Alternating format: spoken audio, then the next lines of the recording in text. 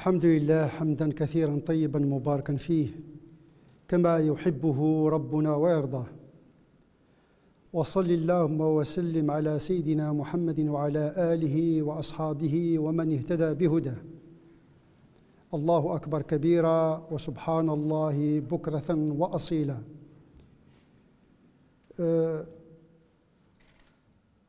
Quand l'homme oublie qu'il est ignorant et vulnérable, les événements viennent lui rappeler ses limites. Nous l'avons vécu avec la pandémie.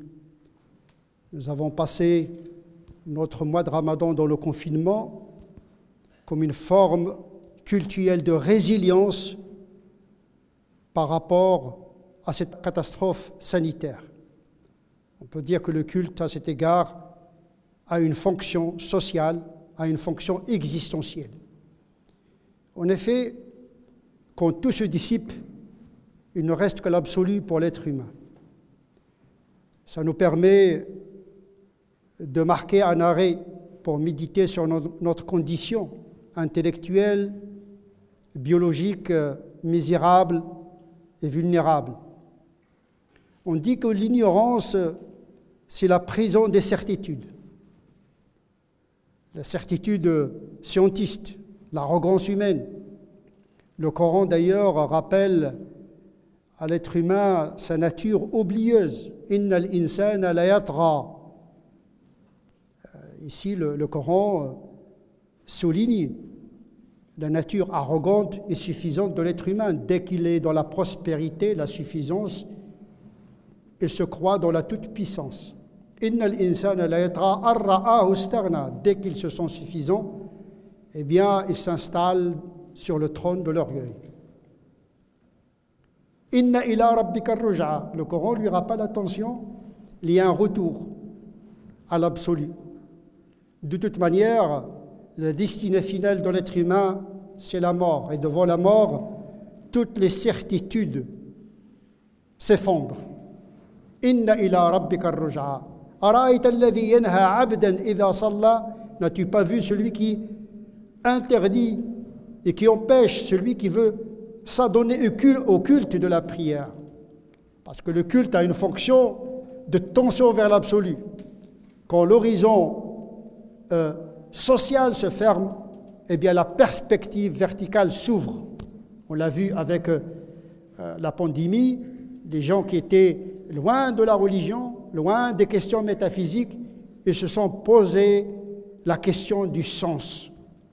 Le culte, le jeûne, les prières, le pèlerinage sont des pratiques de résistance par rapport à la linéarité de l'histoire, une résistance à la routine de la prospérité, mais également une résistance aux calamités des catastrophes naturelles. Inna ila rabbika ar-ruj'a. Ara'ayta alladhi yanha 'abdan idha salla.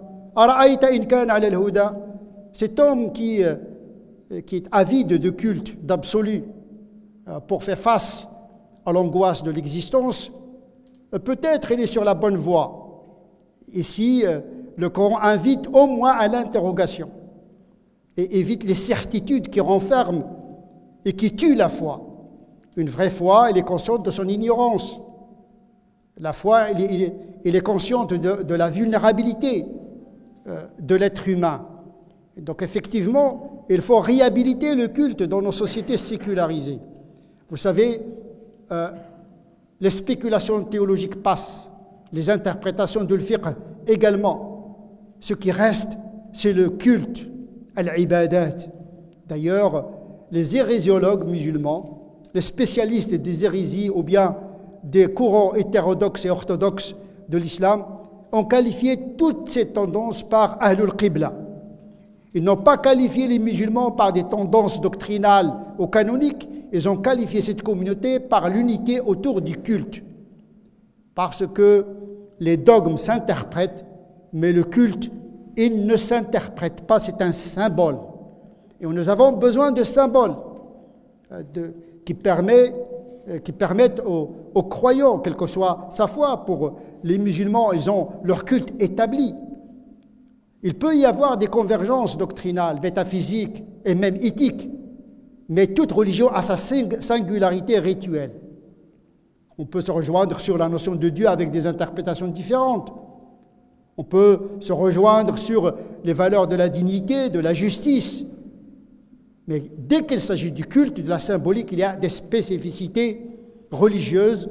Chaque religion a ses cultes propres. Et donc, les musulmans ont été, pendant le confinement, réunis autour du jeûne du mois de Ramadan, dans le confinement, pour montrer la capacité de l'adaptation du culte, quelle que soit la situation. Le culte est là pour deux fonctions essentielles, rappeler le sens, mais également impacter la morale, puisque le culte a une fonction horizontale également, il n'est pas en déconnexion par rapport à l'actualité. Il nous interroge sur les limites de notre connaissance, sur les limites de notre force. Le virus nous a surpris tous. L'arrogance scientifique s'est inclinée devant le mystère biologique. On a souvent réduit le vivant à la biologie. La biologie, c'est le côté rationnel de l'être vivant. Mais la vie dépasse le biologique par son inattendu dans les phénomènes qu'il peut produire dans l'histoire. Effectivement, il y a un progrès. Nos sociétés ont fait beaucoup de progrès, mais en vérité, c'est un progrès qui, de plus en plus, renforce notre ignorance. On dit que l'ignorance est perfectible par l'étude. Plus on étudie, plus on s'ouvre sur les surprises et les inattendus des phénomènes, plus on est réconforté sur notre ignorance qu'on pourrait qualifier de la docte ignorance. Il faut que l'être humain assume ses limites intellectuelles. Il faut que l'être humain soit conscient, surtout l'être humain occidental, moderne et progressiste. Il faut qu'il progresse vers l'humilité et pas vers l'arrogance. Cette arrogance qui est le produit de la suffisance. Eh bien, les phénomènes, les catastrophes viennent nous rappeler nos limites. Et donc, le culte nous renvoie vers ces éléments-là qui nous permettent justement de s'attacher à la symbole pour traverser les surprises de l'histoire. Donc le culte, plus que jamais, il est d'actualité. Même notre République française, consciente de l'importance du culte, il a intégré le culte dans les lieux fermés, les lieux où l'être humain est confronté à la solitude, dans les prisons, les lieux où l'être humain est confronté à la maladie, dans les hôpitaux, les lieux où il y a une menace de mort dans le champ militaire. Il y a des aumôniers militaires, il y a des aumôniers hospitaliers, il y a des aumôniers pénitentiaires. Donc, malgré que notre France est le pays le plus laïque dans le monde occidental, notre République est consciente que nous avons besoin d'un culte qui unit et qui est là au service de l'être humain. Et que l'homme ne peut pas survivre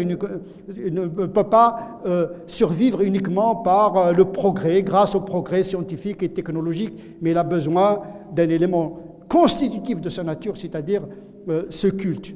Et donc comment réhabiliter le culte, comment l'aménager, comment le rendre utile à la société, puisque le culte n'est pas uniquement un rapport avec le divin, il s'inscrit également dans l'altérité, parce que la prière est associée à la zakat et le jeûne est associé à la solidarité et au social.